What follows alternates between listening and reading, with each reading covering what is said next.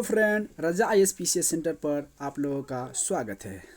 तो चलिए आज और एक नई वीडियो लेकर के आप लोगों के बीच में पेश हुआ हूँ, जिसका नाम है भारतीय राज्य व्यवस्था, जिसमें हम लोग एक टॉपिक कंप्लीट कर चुके थे, भारतीय संविधान से रिलेटिव क्वेश्चंस। आज हम लोग उसी से एक और वीडियोस रिलेटिव लाए हैं जिसका नाम है संविधान सभा एवं संविधान निर्माण की प्रक्रिया।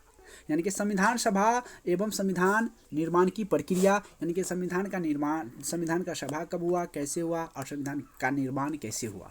चलिए 2D पॉइंट हम लोग पहले देख लेते हैं, देन उसके बाद इससे रिलेटिव सारा MCQs पूरे चैप्टर का विथ एक्सप्लेनेशन के साथ हम लोग करेंगे। और यह बुक हमारा जो सीरीज चल रहा है राजनीतिक व्यवस्था का, ये है पुनरावलोकन घटना चक्र का, जिसमें आगामी जो भी एग्ज़ाम आने वाला होगा उस सारे एग्ज़ाम में यहाँ से क्वेश्चन लड़ेंगे।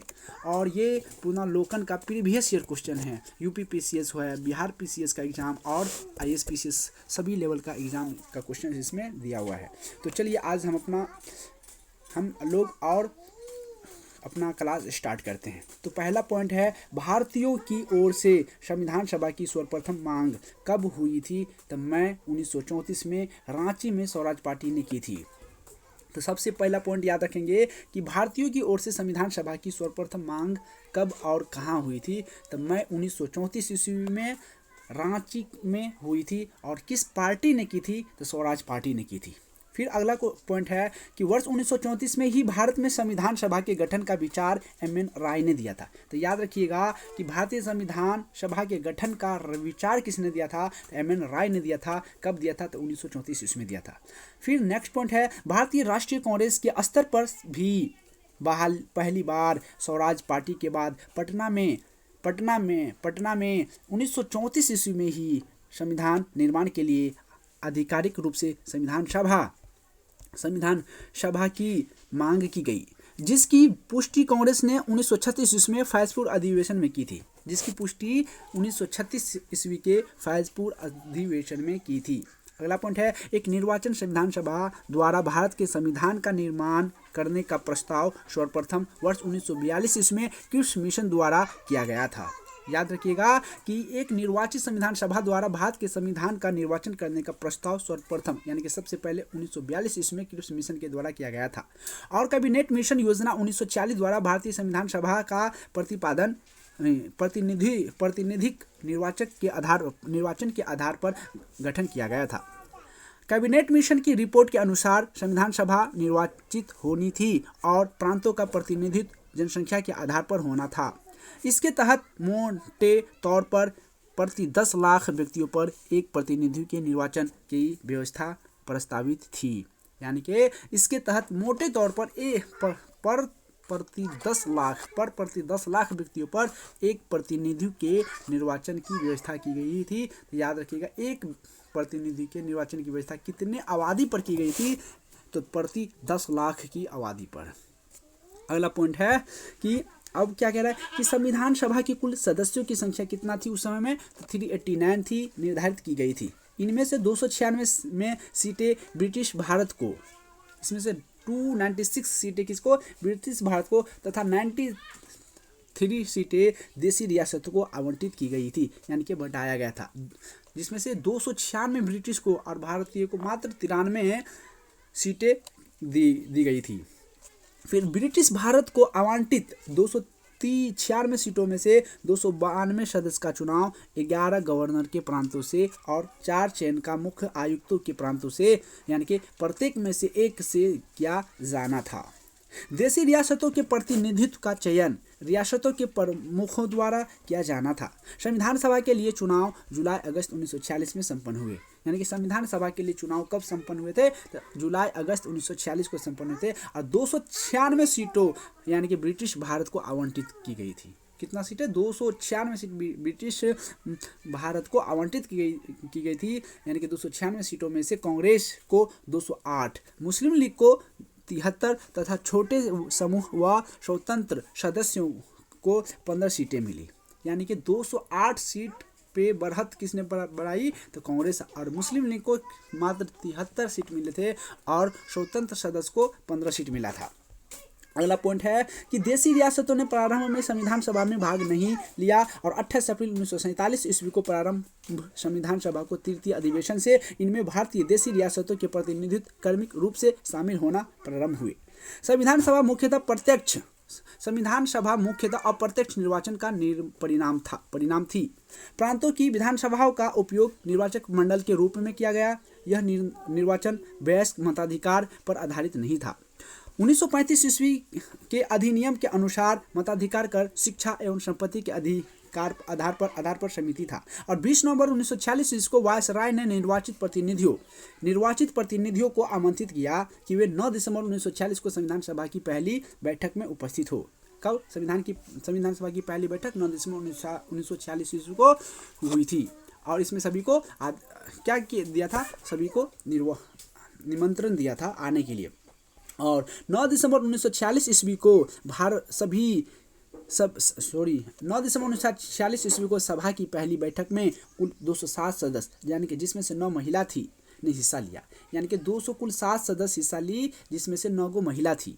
और 9 दिसंबर 1946 को संविधान सभा की प्रथम बैठक की अध्यक्षता अस्थायी अध्यक्ष डॉक्टर सच्चिदानंद सिन्हा ने की थी, यानी कि इसको अस्थायी तौर पर अध्यक्ष बनाया था क्योंकि ये वहाँ पे उस बैठक में सबसे ज़्यादा बुजुर्ग थे, इसलिए इसको बनाया गया था और केवल 2 दिन के लिए बनाया। और फिर से अगली बैठक 11 दिसंबर 1946 ईस्वी को संविधान सभा ने किया और अस्थायी रूप से अध्यक्ष डॉक्टर राजेंद्र प्रसाद को संविधान सभा का अस्थायी अध्यक्ष के रूप में निर्वाचित कर दिया गया।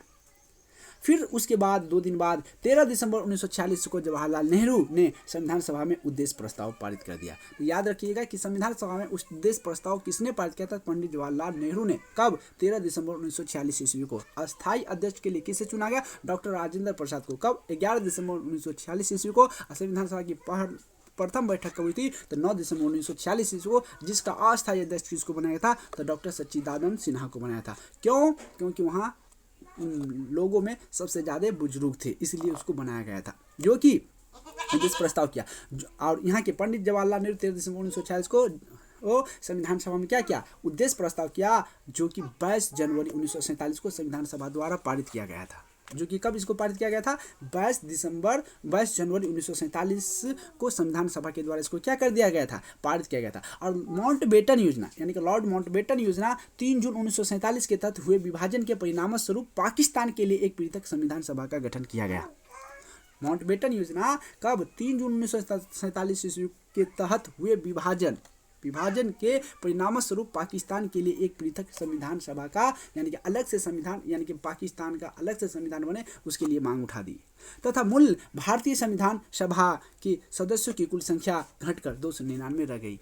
पहले थी 389, अब घट करके कितना लगी? 299 रह गई, जिसमें भारतीय प्रांतों के 229 प्रतिनिधि और भारतीय रियासतों के 70 प्रतिनिधि शामिल थे। भारतीय संविधान के निर्माण और उसके अंगीकृत होने तक में संविधान सभा को कुल 2 वर्ष 11 माह 18 दिन का समय लगा। यानी कि संविधान को बनकर तैयार होने में कुल कितना समय लग गया था? तो 2 वर्ष 11 माह 18 दिन का समय लग गया था। ज्ञातव्य है कि लोकसभा और राज्यसभा की वेबसाइट पर इस संदर्भ में 2 वर्ष 11 माह 17 दिन का समय मिलता है, जिस कारण संभवतः संविधान सभा द्वारा अंगीकृत किए जाने के दिन को संविधान के निर्माण की अवधि में शामिल न किया जाना है। इसके लिए कुल 11 अधिवेशन, कितने अधिवेशन हुए? 11 अधिवेशन और कुल अवधि 165 दिन हुए थे, जिसमें से 114 दिन संविधान के प्रारूप पर विचार किया गया था। यानी कि संविधान के प्रारूप पर कितना दिन विचार किया गया था? 114 दिन और 11 अधिवेशन हुए थे। कुल अवधि कितना हुआ था? अवधि 165 दिन कुल अवधि था। और 11वें अधिवेशन के अंतिम दिन 26 नवंबर 1949 इसको संविधान को अंगीकृत किया गया था। यानी कि 11वें अधिवेशन के अंतिम दिन यानी कि 26 नवंबर 1949 को संविधान को अंगीकृत किया गया था। और इन 11 अधिवेशनों के अतिरिक्त संविधान सभा पुनः 24 जनवरी 1950 ईस्वी को समवेत हुई, जब सदस्यों द्वारा भारत के संविधान पर हस्ताक्षर 284 सदस्यों द्वारा किए गए थे। भारतीय संविधान के निर्माण के समय बेनेगल नरसिंह राव BN राव को संवैधानिक सलाहकार नियुक्त किया गया था। याद रखिएगा, BN राव को संवैधानिक सलाहकार नियुक्त किया गया था। है ना, बेनेगल नरसिम्हा राव, पूरा नाम है बेनेगल नरसिंह राव, यानी कि BN राव को संविधान सभा का सलाहकार नियुक्त किया गया। और 26 नवंबर 1949 ईस्वी को भारत के लोगों द्वारा संविधान को अंगीकृत, अधिनियमित और आत्मसमर्पित किया गया। संविधान पूर्ण रूप से 26 जनवरी 1950 को लागू हुआ। भारतीय संविधान सभा में कुल महिला सदस्यों की संख्या 15 थी। उनके नाम इस प्रकार है कि उसकी नाम इस प्रकार है, 15 महिला थी। भारतीय संविधान सभा में कुल महिलाओं की सदस्यों की संख्या कितनी थी? 15। याद रखिएगा कि भारतीय संविधान सभा में कुल महिलाओं की सदस्यों की संख्या कितनी थी? 15, जिसके निम्नलिखित नाम है। पहला विजया लक्ष्मी पंडित थी, दूसरा राजकुमारी अमृत कौर थी, तीसरा सरोजिनी नायडू, चौथा सुचेता कृपलानी, पूर्णिमा बनर्जी, लीला राय जी, दुर्गा बाई, हंसा मेहता, कमल चौधरी, रेणुका रे, मालती चौधरी, दक्षयानी वेलायुधन और बेगम एजाज रसूल, एनी मस्करनी तथा 15 अम्मू स्वामीनाथन, ये 15 थे। ग्रेनविले ऑस्टिन ने कहा था कि संविधान सभा कांग्रेस थी और कांग्रेस भारत। किसने कहा था कि संविधान सभा कांग्रेस थी और कांग्रेस भारत? तो ग्रेनविल ऑस्टिन एक इतिहासकार थे या पॉलिटिशियन थे, जो इन्होंने ही बोला था संविधान सभा कांग्रेस थी और कांग्रेस क्या थी? भारत थी।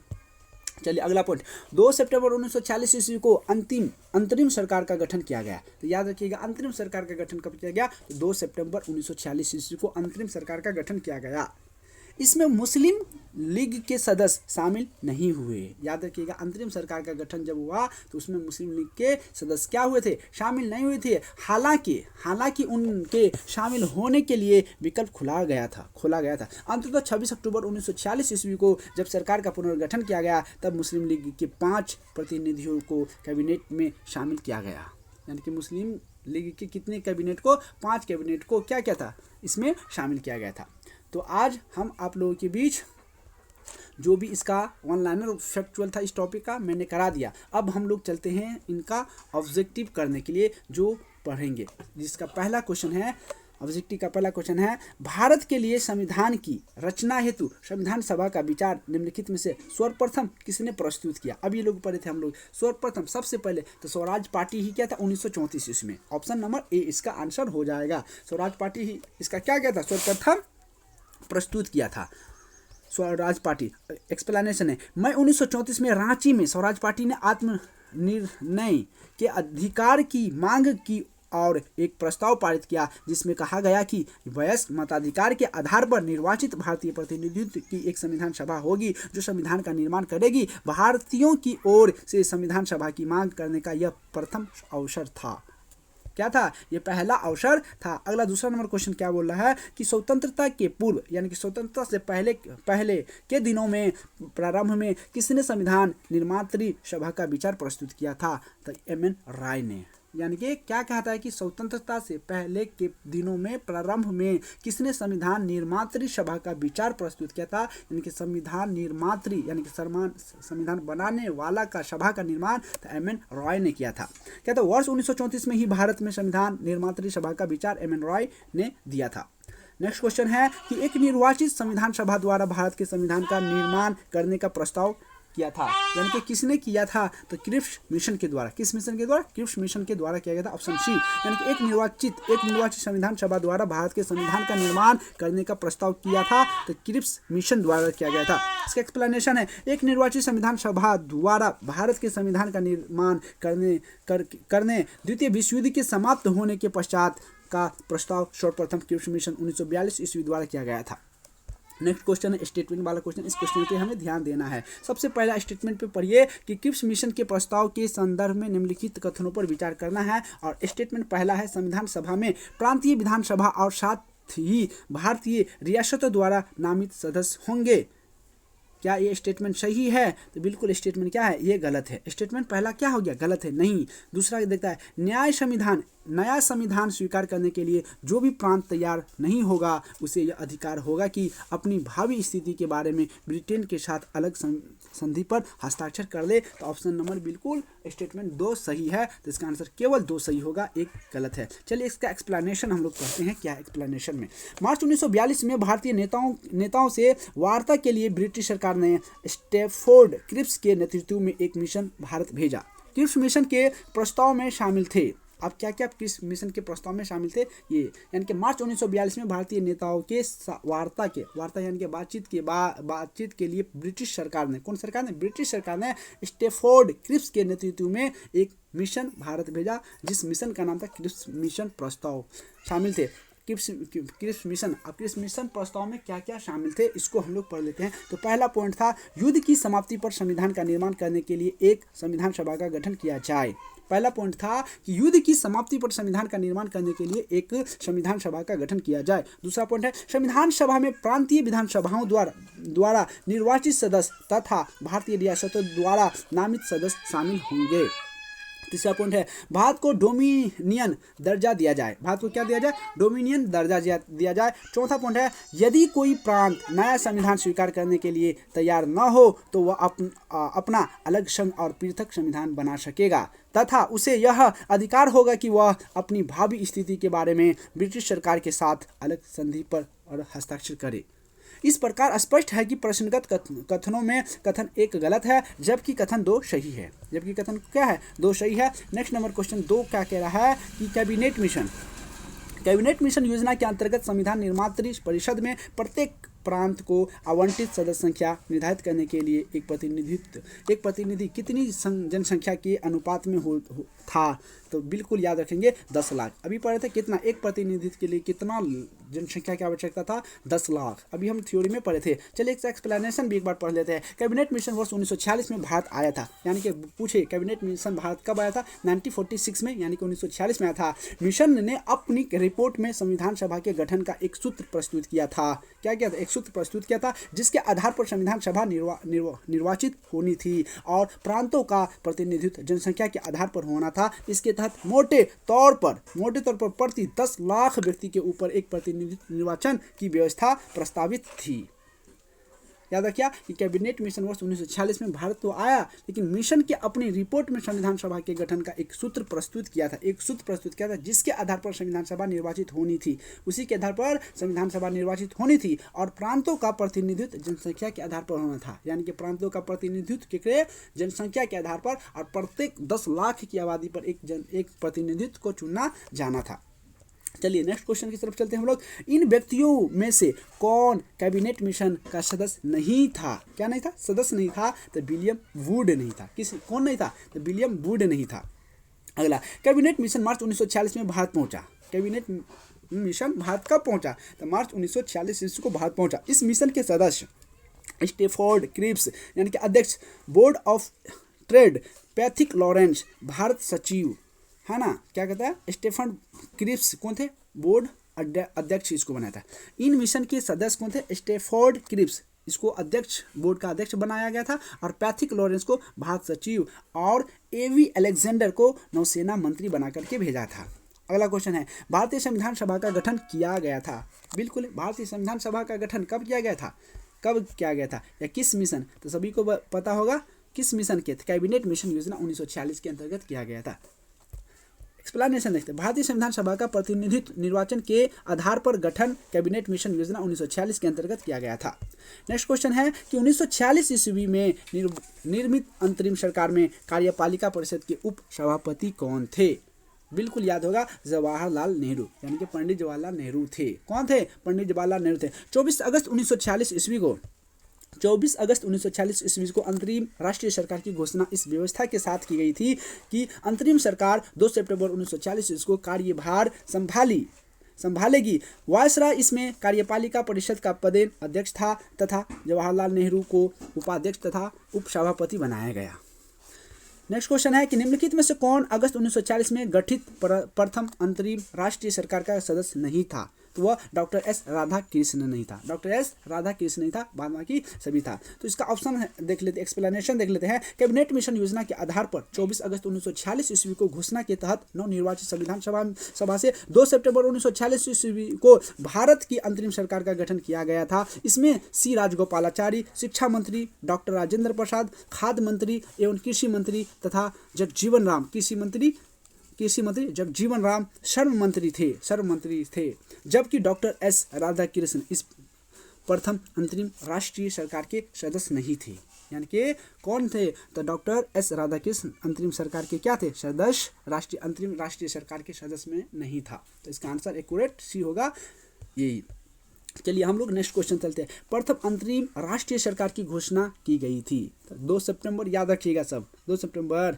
24 अगस्त 1946 ईस्वी को, 2 सितंबर को तो वो था, लेकिन अंतरिम राष्ट्रीय सरकार की घोषणा कब हुई थी? तो ये 24 अगस्त 1946 ईस्वी को अंतरिम सरकार की अध्यक्ष सदस्य कब, अंतरिम सरकार का गठन कब किया गया था? तब 2 सितंबर होगा। अगला नेक्स्ट क्वेश्चन हम लोग देखते हैं। स्टेटमेंट वाला क्वेश्चन है, ध्यान देना है खाली बस। कथन ए कहता है वेवेल योजना के अनुसार कार्यकारी परिषद ने हिंदू और मुस्लिम सदस्यों की संख्या समान थी। क्या स्टेटमेंट सही है? स्टेटमेंट सही है? हाँ, कथन सही है। क्या है? वेवेल योजना के अनुसार कार्यकारी परिषद में हिंदू और मुस्लिम सदस्यों की संख्या समान थी, इक्वल थी, कारण सही है। लेकिन वेवेल का विचार था कि ऐसी व्यवस्था से भारत का बंटवारा बच जाए। नहीं, ये बिल्कुल उसका सोच गलत था। तो केवल इसका स्टेटमेंट सही है लेकिन कारण गलत है। इसका आंसर सी होगा। इसका आंसर क्या हो जाएगा? सी हो जाएगा इसका आंसर। चलिए इसका एक्सप्लेनेशन हम लोग पढ़ लेते हैं। क्या है? अक्टूबर 1943 में लिनलिथगो के स्थान पर, किसके स्थान पर? लिनलिथगो के स्थान पर आर्कीबाल्ड वेवेल वायसराय तथा गवर्नर जनरल नियुक्त किए गए। याद रखिएगा, आर्कीबाल्ड वेवेल वायसराय तथा गवर्नर जनरल नियुक्त किए गए। वे भारतीय संवैधानिक गतिरोध को दूर करने के उद्देश्य से मई 1945 में लंदन गए। वहाँ उन्होंने भारतीय प्रशासन के संबंध में ब्रिटिश सरकार से विस्तार से बात की तथा कुछ प्रस्ताव रखे। जून 1945 में उन प्रस्तावों को वेवेल योजना के नाम से सार्वजनिक किया गया। वेवेल योजना के प्रस्ताव में कार्यकारी परिषद में मुसलमान सदस्यों की संख्या हिंदुओं के बराबर होना परिषद में वायसराय तथा कमांडर इन चीफ को छोड़कर सभी सदस्यों का भारतीय होना, शीघ्र ही शिमला में एक सम्मेलन का बुलाया जाना तथा युद्ध समाप्ति के पश्चात भारतीयों के द्वारा खुद का संविधान बनाया जाना इत्यादि प्रावधान शामिल थे। वेवेल योजना का उद्देश्य, अब कहता वेवेल योजना का उद्देश्य क्या था? तो राजनीतिक गतिरोध दूर करना, भारत को पूर्ण स्वशासन की दिशा में आगे बढ़ाना और संवैधानिक गतिरोध दूर करना तथा इसका उद्देश्य कहीं से भी हिंदू मुस्लिम एकता को दृढ़ करना नहीं था जिससे भारत का विभाजन रुक सके। अतः कथन सत्य है पर कारण गलत है। पर कारण क्या है? तो गलत है। तो इनका एक्सप्लेनेशन भी समझ गया। चलिए हम लोग नेक्स्ट क्वेश्चन की तरफ चलता है। ये भी, इसमें भी यही बोलता है कि निम्नलिखित में से कौन कथन संविधान सभा के विषय में सत्य है? यानी कि कौन सा स्टेटमेंट है जो संविधान सभा के विषय में सही है? तो अगला पहला क्वेश्चन है, पहला स्टेटमेंट है वह व्यस्त मताधिकार पर आधारित था। क्या ये बात सही है? तो बिल्कुल गलत है। व्यस्त मताधिकार आधारित नहीं था, वह प्रत्यक्ष निर्वाचन का परिणाम थी। प्रत्यक्ष निर्वाचन का, ये भी गलत है। अप्रत्यक्ष का था, न कि प्रत्यक्ष का था। चलिए तीसरा पॉइंट देखते हैं। तीसरा, वह बहुदलीय निकाय थी। बिल्कुल यह बहुदलीय था, इसमें क्योंकि सभी वर्ग के लोग भाग ले सकते थे तो इसलिए बहुदलीय हो गया। चौथा पॉइंट है उसने अनेक समितियों के माध्यम से कार्य किया। तो ये भी स्टेटमेंट सही है। तो इसका आंसर केवल 3 और 4 स्टेटमेंट सही है। तो इसका आंसर सी हो जाएगा। क्या हो जाएगा इसका आंसर? सी। चलिए इसका एक्सप्लेनेशन भी हम आप लोगों को पढ़ के सुना देते हैं। संविधान सभा के गठन के लिए राज्यों की विधानसभाओं का उपयोग निर्वाचक मंडल के रूप में किया गया। अतः संविधान सभा अप्रत्यक्ष निर्वाचन का परिणाम थी। अप्रत्यक्ष बोले ना, किसका था? अप्रत्यक्ष निर्वाचन का परिणाम थी। इसका निर्वाचन व्यस्त मताधिकार पर आधारित नहीं था। संविधान सभा में अनेक दलों के लोग शामिल थे, और इस सभा ने अपने कार्यों का संचालन करने के लिए अनेक समितियों का गठन भी किया था। अनेक समिति का डिफरेंट टाइप की समिति का क्या क्या था, गठन किया था। चलिए अगला नेक्स्ट क्वेश्चन हमें भारतीय संविधान सभा के संबंध में निम्नलिखित में से कौन सा कथन सही है, यानी कि भारतीय संविधान सभा के संबंध में पूछा कौन सा स्टेटमेंट सही है चयन करके उत्तर कूट सही उत्तर का चयन करना। तो सबसे पहला नंबर 1 देखते हैं, यह व्यस्त मताधिकार पर आधारित नहीं था। बिल्कुल बात पहली स्टेटमेंट क्या है, ये बात सही है पहला स्टेटमेंट। दूसरा देखते हैं, यह प्रत्यक्ष निर्वाचन का परिणाम था, नहीं अप्रत्यक्ष का था, पहला दूसरा गलत है। यह बहुदलीय संरचना नहीं थी, नहीं यह बहुदलीय संरचना थी, ये भी स्टेटमेंट गलत है। डी, यह कई समितियों के माध्यम से कार्यरत थी, तो बिल्कुल सही है। तो इसका आंसर केवल एक और डी, तो इसका आंसर ए होगा। अभी हम लोग जैसे पढ़िएगा ना वैसे ही आपका कॉन्सेप्ट क्लियर होगा और सारा क्वेश्चन आसानी से इजीली बन जाएगा, लेकिन आप कंसिस्टेंसी के साथ बने रहिए तभी। चलिए नेक्स्ट क्वेश्चन की तरफ हम लोग चलते हैं कि निम्नलिखित में से संविधान सभा के बारे में गलत कथन कौन सा है। चुनना है कि इनमें से कौन सा कथन जो है वह गलत है।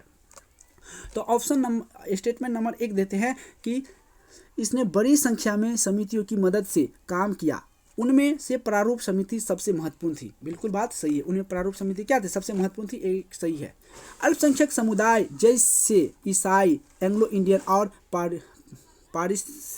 परिस्थितियों को सभी में पर्याप्त प्रतिनिधित्व दिया गया था, ये भी बात सही है। लेकिन तीसरा सी पे ध्यान दीजिए, इसका निर्वाचन सार्वभौम व्यस्त मताधिकार के आधार पर आधारित था, ये बात बिल्कुल गलत है। इसका निर्वाचन सार्वभौम व्यस्त मताधिकार के आधार पर शामिल था, नहीं तो ये नहीं था। अगला डी, इसकी चुनाव प्रक्रिया 1935 के अधिनियम के 6वीं अनुसूची पर आधारित थी, कर, संपत्ति और शैक्षणिक योग्यता के कारण मताधिकार समिति था, तो बिल्कुल डी सही है। ए बी डी सही है, सी इसका आंसर हो जाएगा जो गलत है स्टेटमेंट। चलिए इसका एक्सप्लेनेशन दिखा देते हैं हम लोग। संविधान सभा के सदस्य का निर्वाचन प्रांतीय विधानसभाओं के सदस्यों द्वारा अप्रत्यक्ष निर्वाचन के आधार पर हुआ था। याद रखिएगा, संविधान सभा के सदस्यों का निर्वाचन प्रांतीय विधानसभा के सदस्यों द्वारा अप्रत्यक्ष निर्वाचन के आधार पर हुआ था, न कि सार्वभौम व्यस्त मताधिकार के आधार पर।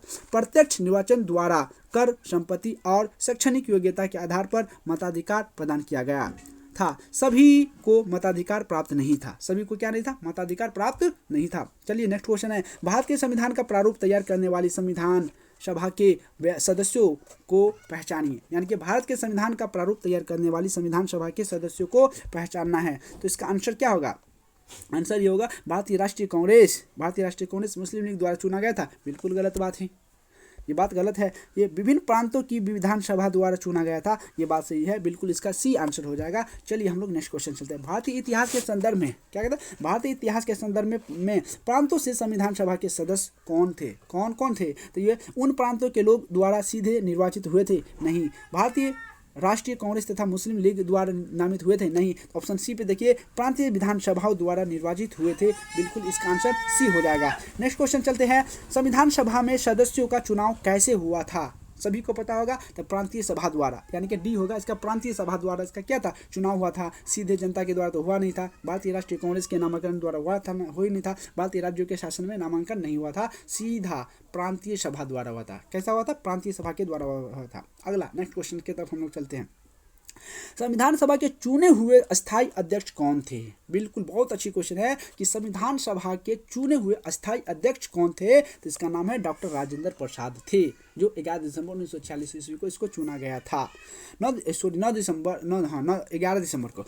1946 ईस्वी को संविधान सभा की प्रथम बैठक की अध्यक्षता अस्थायी अध्यक्ष डॉक्टर सच्चिदानंद सिन्हा को, और 11 दिसंबर 1946 ईस्वी को संविधान सभा ने डॉक्टर राजेंद्र प्रसाद के निर्वाचन संविधान सभा के अस्थायी अध्यक्ष के रूप में चुना गया था। बस नेक्स्ट क्वेश्चन, संविधान सभा की प्रथम बैठक की अध्यक्षता किसने की थी, प्रथम अध्यक्ष की अध्यक्षता, तो CR दास, यानी कि चित्तरंजन दास, जो डॉक्टर सी में आंसर है।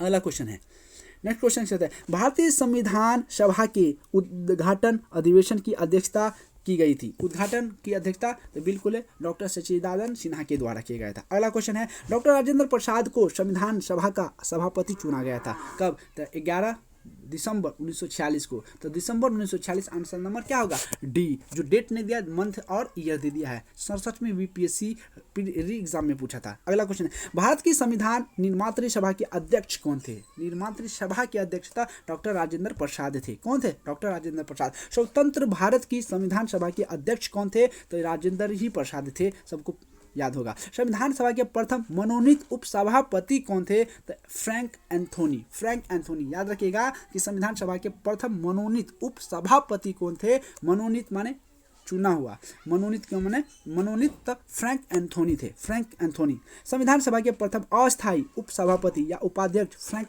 एंथोनी थे, जिन्हें 9 दिसंबर 1946 को अस्थायी सभापति या अध्यक्ष सच्चिदानंद सिन्हा द्वारा मनोनीत किया गया था।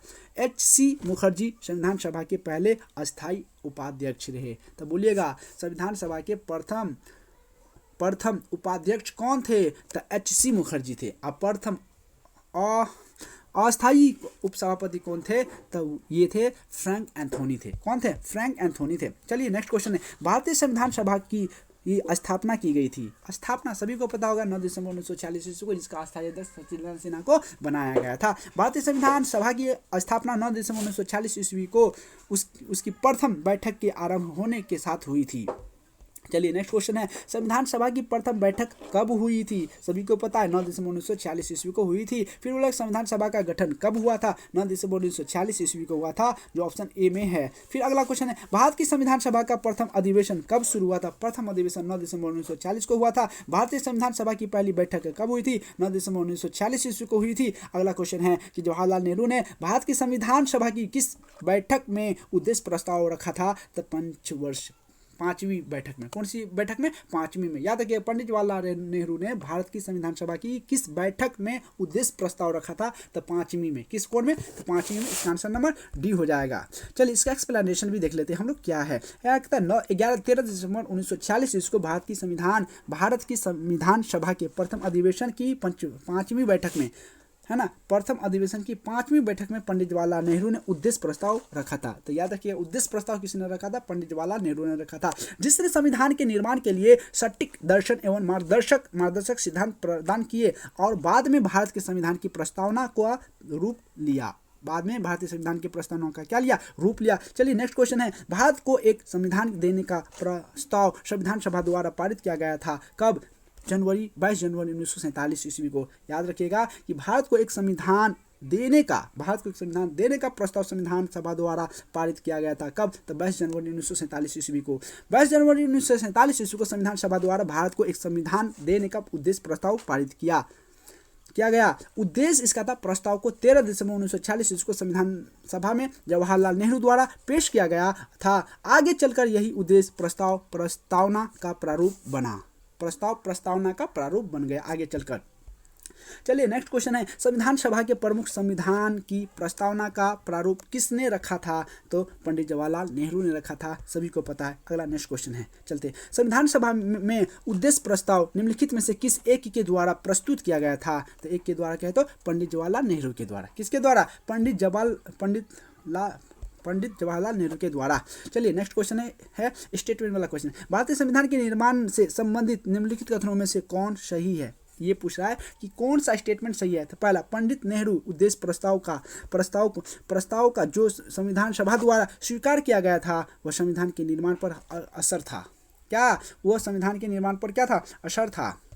तो क्या स्टेटमेंट सही है? बिल्कुल सही है। दूसरा, उद्देश्य का बहुत महत्वपूर्ण उद्देश्यों की पूर्ति करती थी, ये भी सही है। संविधान को भारत के लोगों ने आदेशित किया था, ये भी सही है। लेकिन चौथा, राज्य के मुखिया को लोग प्रत्यक्ष रूप से निर्वाचित करते हैं, ये बिल्कुल बात गलत है। तो कूट का सही उत्तर चुना है, तो कौन कौन सही है? 1 और 2 और 3 है। किस ऑप्शन में? तो ऑप्शन नंबर ए में है, इसका आंसर ए हो जाएगा। 1, 2, 3। अगला एक्सप्लेनेशन क्या कहता है? भारतीय संविधान के तहत राज्य के मुखिया अर्थात राष्ट्रपति का निर्वाचन लोगों द्वारा प्रत्यक्ष रूप से नहीं बल्कि अप्रत्यक्ष रूप से जनप्रतिनिधित्व यानी कि संसद एवं विधानसभा के निर्वाचित सदस्य के माध्यम से किया जाता है। अन्य तीनों कथन सही है। अगला नेक्स्ट क्वेश्चन की तरफ चलते हैं। भारतीय संविधान को बनाने हेतु भारतीय संविधान सभा के कुल कितने अधिवेशन हुए? तो याद रखिएगा, कुल 12 अधिवेशन हुआ था। कितने अधिवेशन हुआ था? कुल 12। यानी कि भारतीय संविधान को बनाने हेतु भारतीय संविधान सभा के कुल कितने बैठक हुए थे? तो कुल 12। याद रखिएगा, भारत का संविधान बनाने के लिए कुल कितने बैठक हुआ था? 12 को। सिंपल भाषा में याद रखना। चलिए, भारतीय संविधान के निर्माण में संविधान सभा को 2 वर्ष 11 माह 18 दिन का समय लगा था और इस दौरान इसके कुल 11 अधिवेशन, कुल अवधि 165 दिन, कुल 11 अधिवेशन 165 दिन हुए थे। 11वें अधिवेशन के अंतिम दिन 26 नवंबर 1949 ईस्वी को संविधान को अंगीकृत किया गया था। इन 11 अधिवेशन के अतिरिक्त संविधान सभा पुनः 24 जनवरी 1950 को समवेत हुई थी, जबकि सदस्यों द्वारा भारत के संविधान पर हस्ताक्षर किए गए थे। और इस प्रकार निकटतम सही उत्तर सी ही होगा, यानी कि 11 ही दिया जाता है, लेकिन इसके आसपास का आंसर 11 नहीं है, तो 12 मार देना है। लेकिन 11 बैठक हुआ था। कुल कितना हुआ था? 11 बैठक हुआ था, याद रखिएगा। भारत की संविधान सभा की अंतिम बैठक की सही तिथि को बताइए। अंतिम बैठक की बात बोला था। अंतिम बैठक 24 जनवरी 1950 को हुआ था, याद रखिएगा। जो 11वीं बैठक 24 जनवरी 1950 को, अब प्रथम बैठक है तो 9 दिसंबर 1946 को, द्वितीय 11 को, तृतीय 13 को, याद रखिएगा। भारत के संविधान के निर्माण में संविधान सभा को कितना समय लगा था? सभी को पता, 2 वर्ष 11 माह 18 दिन का समय लग गया था। चलिए अगला नेक्स्ट क्वेश्चन की तरफ हम लोग चलते हैं, मूव करते हैं। नेक्स्ट क्वेश्चन, सूची X का सूची Y से सुलेमित कीजिए और सूचियों के नीचे दिए गए कूट का प्रयोग करते हुए सही उत्तर चुनिए। कूट का X और Y को चुनना है। क्या कहता है X Y Y? चलिए हम लोग देखते हैं। पहला, संविधान सभा के पहले उपाध्यक्ष कौन थे? संविधान सभा के पहले उपाध्यक्ष कहे तो H.C. मुखर्जी। कौन थे? तो वो H.C. मुखर्जी थे। और प्रारूप समिति के मूलतः एकमात्र कांग्रेसी सदस्य कौन थे? तो वो कांग्रेसी सदस्य कहे तो K.M. मुंशी थे। कौन से थे? K.M. मुंशी। तीसरा, राजस्थान की रियासतों का प्रतिनिधित्व करने वाले संविधान सभा के सदस्य कौन थे? संविधान सभा के सदस्य की बात करें तो V.T. कृष्णमाचारी। अगला क्वेश्चन, संघ संविधान समिति के अध्यक्ष कौन थे? तो पंडित जवाहरलाल नेहरू। तो आंसर सभी को पता हो गया, इसका बी हो गया आंसर, यानी 1 का 4, 2 का 3, 3 का 1, 4 का 2। चलिए इसका एक्सप्लेनेशन देख लेते हैं हम लोग। सही सुलेमन इस प्रकार है। सही सुलेमन किस प्रकार है? इस प्रकार है। संविधान सभा के पहले उपाध्यक्ष H.C. मुखर्जी, प्रारूप समिति के मूलतः एकमात्र कांग्रेसी सदस्य K.M. मुंशी, राजस्थान की रियासतों का प्रतिनिधित्व करने वाले संविधान सभा के सदस्य V.T. कृष्णमाचारी, संघ संविधान समिति के अध्यक्ष कहते पंडित जवाहरलाल नेहरू। नोट, संविधान सभा के पहले अस्थायी उपाध्यक्ष फ्रैंक एंथोनी थे, जिन्हें 9 दिसंबर 1946 को अस्थायी अध्यक्ष सचिदानंद सिन्हा द्वारा नामित किया गया था। H.C. मुखर्जी संविधान सभा के पहले अस्थायी उपाध्यक्ष थे, याद रखिएगा। पहला अस्थायी उपाध्यक्ष H.C. मुखर्जी और प्रथम अस्थायी उपाध्यक्ष फ्रैंक एंथोनी थे। भारतीय संविधान के निर्माण के समय संवैधानिक सलाहकार कौन था? बिल्कुल बहुत अच्छी क्वेश्चन है कि संवैधानिक सलाहकार कहे तो B.N. राव थे। कौन थे? B.N. राव। याद रखिएगा, भारतीय संविधान के निर्माण के समय संवैधानिक सलाहकार कौन थे, यानी कि संविधान को बनाने का सलाह किसने दिया था? तो उसका नाम है B.N. राव। किसने दिया था? B.N. राव ने। भारतीय संविधान के निर्माण के समय इसका पूरा नाम है बेनेगल नरसिंह राव, यानी कि B.N. राव को संवैधानिक सलाहकार नियुक्त किया गया था। अगला, भारतीय संविधान का प्रथम प्रारूप तैयार किया था, तो यही ने किया था B.N. राव के द्वारा। प्रथम प्रारूप भी कहे तो B.N. राव ने, सलाहकार कहे तो B.N. राव। संविधान सभा के संवैधानिक सलाहकार B.N. राव द्वारा संविधान का पहला प्रारूप तैयार किया गया था, यानी कि संविधान का पहला प्रारूप किसके द्वारा? तो B.N. राव के द्वारा, जिस पर विचार एवं परिवर्तन करके प्रारूप समिति द्वारा संविधान सभा के समकक्ष संविधान का मसौदा प्रस्तुत किया गया। B.N. राव के मूल प्रारूप में 243 अनुच्छेद और 13 अनुसूचियां थी, यानी कि 243 अनुच्छेद और कितनी अनुसूचियां थी? 13 ही अनुसूचियां थी। याद रखिएगा, ये क्वेश्चंस बहुत बेहतरीन है कि जिस विचार एवं परिवर्तन करके प्रारूप समिति द्वारा संविधान सभा के समकक्ष संविधान का मसौदा प्रस्तुत किया था B.N. राव के मूल प्रारूप में, यानी कि B.N. राव जो जिस वक्त बनाया था संविधान प्रारूप तैयार किया था उस समय अनुच्छेदों की संख्या मात्र 243 थी और अनुसूचियाँ 13 थी, जो अनुसूचियाँ घट के 12 हो गई और भाग 22 और अनुच्छेदों की संख्या अभी वर्तमान में 450 प्लस है, संशोधन हो गया, लेकिन मूल में पूछे तो 395 अनुच्छेद है। चलिए अगला क्वेश्चन है, संविधान सभा में भारतीय संविधान का तृतीय वाचन कब प्रारंभ हुआ था? तृतीय वाचन कब प्रारंभ हुआ था? तो 22 नवंबर 1949 ईस्वी को हुआ था। जो आंसर किसी में नहीं है तो इसका आंसर क्या हो जाएगा? 26 नवंबर किसी में नहीं है तो इसका आंसर स्टार मान लिया आयोग यानी कि यूपीपीसीएस RI 2014 का पूछा हुआ क्वेश्चन। देखिए क्या था, संविधान सभा में भारतीय संविधान का तृतीय वाचन 17 नवंबर 1949 ईस्वी को प्रारंभ हुआ और 26 नवंबर 1949 तक चला। अतः प्रश्न में दिए गए विकल्पों में से कोई भी विकल्प सही नहीं है, यानी कि शुरू कब हुआ? 17 नवंबर 1949 से प्रारंभ हुआ और 26 नवंबर 1949 ईस्वी तक ये चला था। संविधान सभा में भारतीय संविधान का तृतीय वाचन, तीसरा भाषण। अगला, भारत का संवैधानिक पूर्ण रूप से तैयार हुआ था, यानी कि संविधान पूर्ण रूप से कब से तैयार हुआ था? तो याद है सबको 26 नवंबर 1949 को पूर्ण रूप से बनकर तैयार हो गया था संविधान और इसे 26 जनवरी 1950 ईस्वी को लागू किया और उसी दिन से गणतंत्र दिवस के शुभ अवसर पे मनाने लगा। वही पूछ रहा है क्वेश्चन, भारतीय संविधान की उद्देशिका यानी कि प्रस्तावना में उल्लेख किया गया है कि 26 नवंबर 1949 को भारत के लोगों ने संविधान को अंगीकृत किया और अधिनियमित और आत्मर्पित किया। संविधान को अपनाने, उसके पूर्ण होने, पारित होने तथा उसको अंतिम रूप देने की तारीख 26 नवंबर 1949 को ही माना जाता है। इसी दिन नागरिकता, अंतःकालीन संसद, अस्थायी और संक्रमणकालीन उपबंध लागू हो गया। तथापि संविधान के शेष उपबंध 26 जनवरी 1950 ईस्वी से प्रभावी हुए, यानी कि पूरे देश में लागू हुआ। अतः संविधान के पूर्ण रूप से लागू होने तथा पूर्ण रूप से क्रियान्वित होने की तिथि के रूप में 26 जनवरी 1950 ईस्वी को ग्रहण करते हैं। चलिए नेक्स्ट क्वेश्चन है, भारतीय संविधान को संविधान सभा द्वारा अंगीकृत कब किया गया था? 26 नवंबर 1949 ईस्वी को, जो ऑप्शन नंबर ए में दिखाई दे रहा है।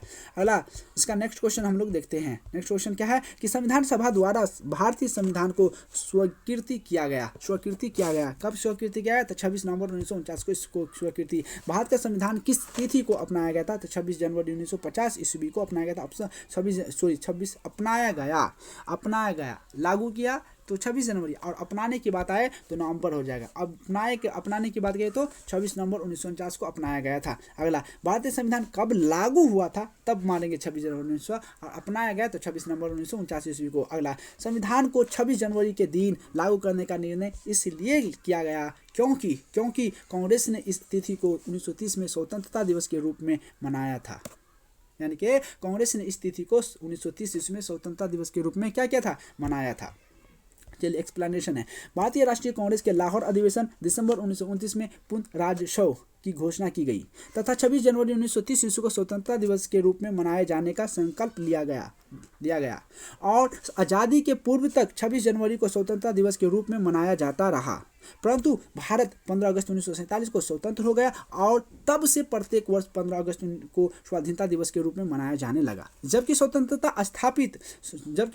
प्राप्ति के पश्चात 26 जनवरी की तिथि को अविस्मरणीय बनाने हेतु भारतीय संविधान को पुनः 26 जनवरी 1950 ईस्वी को लागू किया गया और तब से प्रत्येक वर्ष 26 जनवरी को गणतंत्र दिवस के रूप में मनाया जाने लगा। चलिए नेक्स्ट क्वेश्चन है कि भारतीय संविधान दिवस कब मनाया जाता है? तो सभी को पता है 26 नवंबर को भारतीय संविधान दिवस मनाया जाता है। भारतीय संविधान दिवस 26 नवंबर को मनाया जाता है। भारतीय संविधान 26 नवंबर 1949 ईस्वी को बनकर तैयार और संविधान सभा द्वारा अंगीकृत हुआ और इसके कुछ प्रावधान इस दिन लागू किए गए थे, जिसके फलस्वरूप इस दिन को संविधान दिवस के रूप में मनाया जाता है। जबकि भारतीय संविधान 26 जनवरी 1950 ईस्वी को पूर्ण रूप से लागू किया गया और 26 जनवरी को गणतंत्र दिवस के रूप में मनाया जाता है। चलिए नेक्स्ट क्वेश्चन है कि भारतीय संविधान को अपनाया गया था 26 जनवरी 1950 ईस्वी को अपनाया गया था, लेकिन अपनाया गया था 26 नवंबर 1949 को, और किसके द्वारा पूछ रहा है यहाँ पे क्वेश्चन कुछ और ही पूछ रहा है। भारतीय संविधान को अपनाया गया था किसके द्वारा? तो संवैधानिक सभा के द्वारा अपनाया गया था। यानी कि संविधान सभा के 11वें अधिवेशन में, यानी कि 26 नवंबर 1949 इसको भारतीय संविधान या संविधान सभा द्वारा अपनाया गया। अंगीकृत कहे या अपनाया के बाद एक ही होता है, और अधिनियमित किया गया। भारतीय संविधान को 26 नवंबर 1985 को किसके द्वारा अधिनियमित किया गया था? तो याद रखिएगा, संविधान सभा के द्वारा अधिनियमित किया गया था। भारत का संविधान अंगीकृत एवं अधिनियमित हुआ था 26 नवंबर 1989 ईस्वी को अधिकृत किया गया था। और BR अम्बेडकर का संवैधानिक सभा में निर्वाचन हुआ। BR अम्बेडकर का संविधान सभा में निर्वाचन हुआ था। पश्चिमी बंगाल से, मुंबई प्रेसिडेंसी से, किसी को पता है? चलिए, इसका कहाँ से हो जाएगा? तो इसका आंसर मद्रास बम्बई प्रेसिडेंसी से। इसका आंसर बी हो जाएगा। इसका आंसर क्या हो जाएगा? बी हो जाएगा। चलिए, इसका एक्सप्लेनेशन पूछते हैं। वर्ष 1946 ईस्वी में संपन्न संविधान सभा के प्रारंभिक चुनाव में डॉक्टर भीमराव अंबेडकर अविभाजित भारत के बंगाल प्रांत के पूर्वी भाग से निर्वाचित हुए थे। बाद में यह क्षेत्र पाकिस्तान में चले जाने के कारण डॉक्टर अंबेडकर भारतीय गणराज्य के बम्बई प्रेसिडेंसी पूना संसदीय क्षेत्र से उपचुनाव में निर्वाचित होकर भारतीय संविधान सभा में सम्मिलित हुए। पूना सीट उनके लिए कांग्रेस के MR जयकर ने त्यागपत्र देकर रिक्त की थी। यद्यपि विकल्प ए में पश्चिमी बंगाल है, फिर भी यह अविष्ट विकल्प नहीं हो सकता, क्योंकि डॉक्टर अंबेडकर पूर्वी बंगाल से प्रथम निर्वाचित हुए थे। अंततः उन्होंने मुंबई प्रेसिडेंसी से निर्वाचित सदस्य के रूप में संविधान सभा में कार्य किया था। अतः स्पष्ट है कि अभिष्ट उत्तर बी ही आंसर इसका होगा। अगला, डॉक्टर भीमराव अंबेडकर का जन्म और मृत्यु कब हुआ था? बहुत अच्छा पॉइंट है। जन्म जो हुआ था 1891 और मृत्यु 1956 में हुआ था, याद रखिएगा। इनके भारतीय संविधान निर्माण में मुख्य भूमिका निभाने वाले डॉक्टर भीमराव अंबेडकर का जन्म 14 अप्रैल 1891 ईस्वी के मोह मध्य प्रदेश में तथा मृत्यु 6 दिसंबर 1946 ईस्वी को दिल्ली में हुई थी। यानी कि पैदाइश मोह के मध्य प्रदेश में 14 अप्रैल 1891 को और डेथ हुआ था 6 दिसंबर 1956 को दिल्ली में हो गया था। इसकी मृत्यु हो गया था। चलिए, निम्नलिखित कथनों पर विचार कीजिए। निम्नलिखित कथनों पर विचार के उपयुक्त उत्तरों कथनों में से कौन सही है? सही कथन को चुनना है। क्या इसको चुनना? सही को चुनना है। तो यह तृतीय गोलमेज सम्मेलन के विचार विमर्श की परिणति भारत सरकार अधिनियम 1935 के पारित होने के रूप में है। स्टेटमेंट सही है। दूसरा, भारत सरकार अधिनियम 1935 में ब्रिटिश भारत के सूबों और भारतीय रियासतों के एक संघ पर आधारित ऑल इंडिया फेडरेशन के गठन का उपबंध था। ये भी बात सही है। तो इसका आंसर डी हो जाएगा। 1 और 2 दोनों स्टेटमेंट सही है। अगला एक्सप्लेनेशन, नवंबर दिसंबर 1932 में लंदन में आयोजित तीसरे और अंतिम गोलमेज सम्मेलन में कांग्रेस ने भाग नहीं लिया था। अतः इस सम्मेलन में भारत सरकार अधिनियम 1935 के लिए एक ठोस योजना को अंतिम रूप में पेश किया गया था। इसमें ब्रिटिश भारत के सूबों और भारतीय रियासतों में के एक संघ एक आधारित ऑल इंडिया फेडरेशन यानी कि फेडरेशन ऑफ इंडिया भारत संघ के नाम से गठन का प्रावधान किया गया था। चलिए, हम लोग नेक्स्ट क्वेश्चन की तरफ चलते हैं। नेक्स्ट क्वेश्चन क्या है कि नीचे 2 कथन दिए गए हैं। नीचे क्या दिए गए? 2 कथन दिए गए। पहला कथन कहता है भारत का संविधान देश की आवश्यकताओं की पूर्ति करता है। यानी कि भारत का संविधान देश की आवश्यकता की पूर्ति करता है।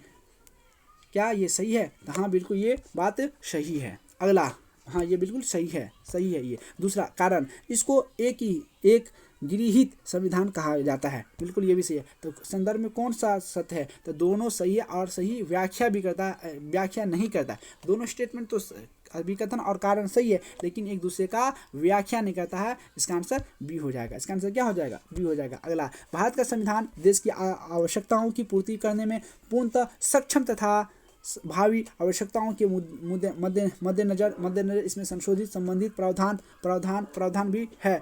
दूसरी ओर इसमें विभिन्न देशों के संविधान से तथ्य एवं विचार ग्रहण किए गए हैं। अतः इसे एक गृहीत संविधान भी कहा जाता है। इस प्रकार कथन एवं कारण दोनों सही है, परंतु कारण कथन का सही स्पष्टीकरण नहीं करता है। तो चलिए, आज हम अपनी क्लास को यहीं पे एंड करते हैं और जो बचा हुआ क्वेश्चन है उसको हम नेक्स्ट वीडियो में कंप्लीट कर देंगे। पार्ट जो 2 आएगा उसमें। चलिए, आप लोगों का इतना कीमती टाइम देने के लिए आप लोग का बहुत बहुत धन्यवाद।